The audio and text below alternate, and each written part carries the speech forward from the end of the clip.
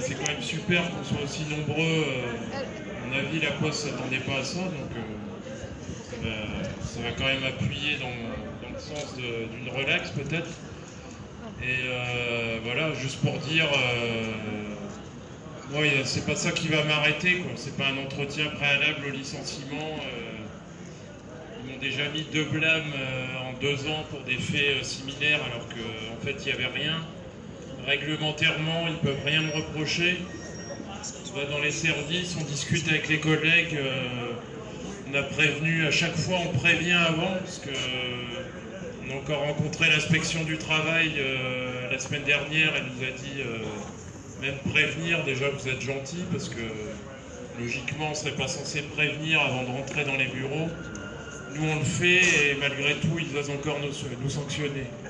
Donc voilà, merci à tout le monde et aux collègues qui sont venus. Et on lâche rien, on continue.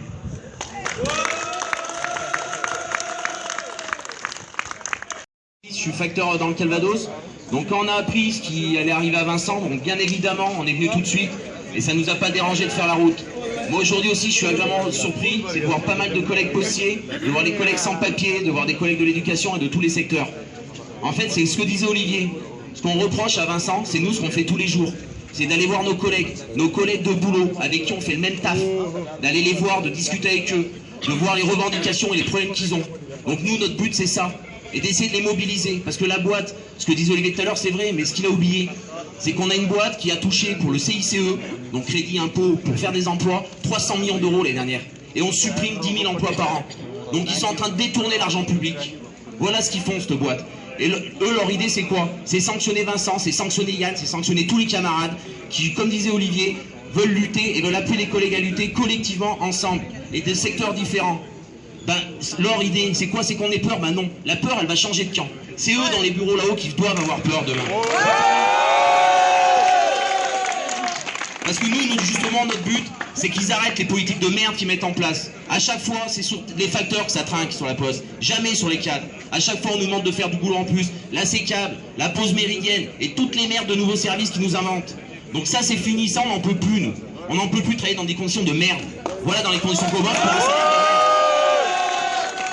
Donc aujourd'hui, Vincent, oui, il va être relaxé parce que oui, on est mobilisé et on lâchera rien. Et s'il faut revenir, on reviendra et on refera 300 bandes pour venir. Donc oui, aujourd'hui, on est avec Vincent et on lâchera rien. Et ça, il faut bien qu'il l'entende là-haut dans le bureau.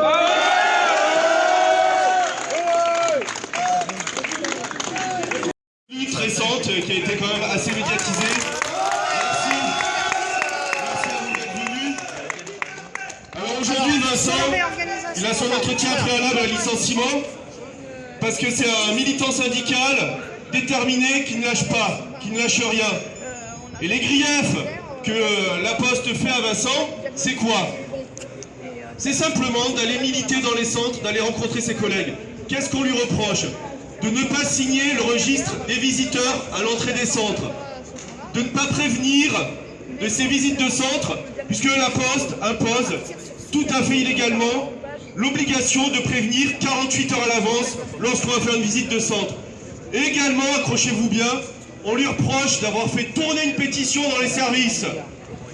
Je rappelle également que ce qui est reproché à Vincent a également valu à Yann Lemairer, un camarade de Sud Post 92, la révocation. Une révocation pour un militant syndical fonctionnaire. Alors aujourd'hui, qu'est-ce qui se passe? Qu'est-ce qui se passe à la Poste? Alors, on pourrait dire, il y a 2 syndicalismes.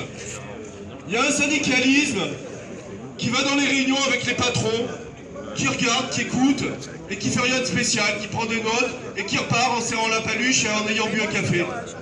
Et il y a un autre syndicalisme qui dit non suppression d'emploi, non réorganisation, non restructuration, et qui appelle les collègues à relever la tête, et qui les encourage à lutter et à refuser l'inacceptable.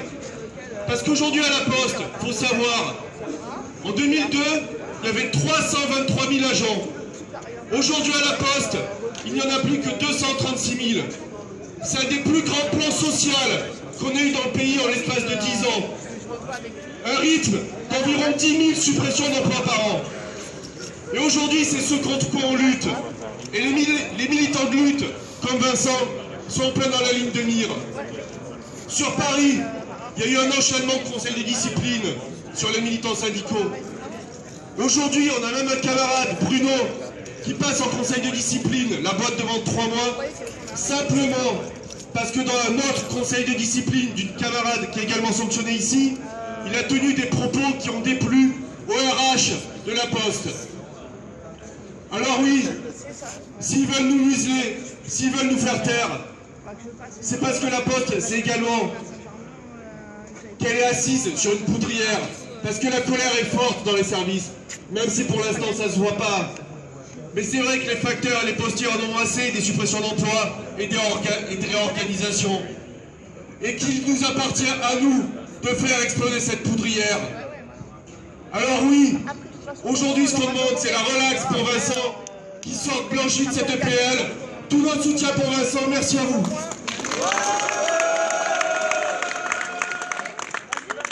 Donc, comme on a fait toujours d'habitude, la lutte collective, on va laisser personne.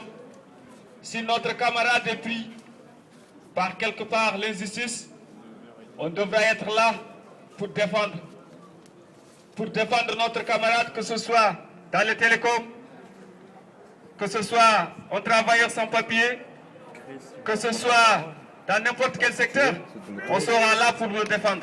C'est pour cela qu'on est là aujourd'hui. On est là pour défendre ce camarade. Donc on sera là jusqu'au bout pour soutenir. Et la lutte collective, c'est la lutte collective qui remporte. Et on est fiers, on est témoins aussi. Et cette lutte, on était tellement forte qu'on a remporté sur ces boîtes d'intérim telles que ADECO, Randastad, etc., Manpower et d'autres, ainsi de suite. Et cette lutte, elle va s'amplifier dans les autres secteurs tels que le nettoyage, tels que la restauration, le BTP, le travail noir. On ne va laisser personne. Et aujourd'hui, on est là pour défendre notre camarade qui est là, dans l'injustice. On est là pour le défendre. Crions pour qu'il soit libéré. On est là pour qu'il soit sur ses fonctions. Il doit être sur ses fonctions. Il ne doit pas être abandonné. Il doit travailler comme tout le monde. Il doit continuer son poste. Camarades, crions pour lui.